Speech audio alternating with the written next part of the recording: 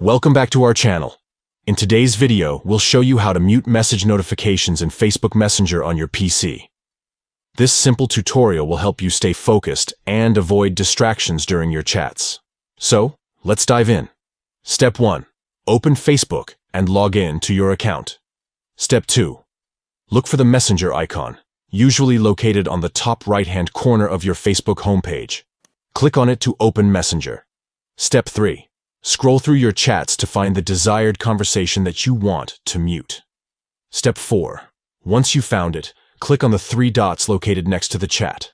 Step 5. A menu will appear. Select Mute Notifications from the options. Step 6. Another menu will pop up. This time, select Mute Message Notifications. Step 7. Click on Next to proceed to the next step. Step 8. Choose the desired time period for muting the message notifications.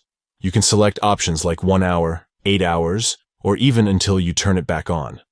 Step 9. Finally, click on Mute to confirm and mute the message notifications for the selected chat. And that's it. You've successfully muted message notifications in Facebook Messenger on your PC. Now you can focus on your conversations without being constantly interrupted. We hope you found this tutorial helpful.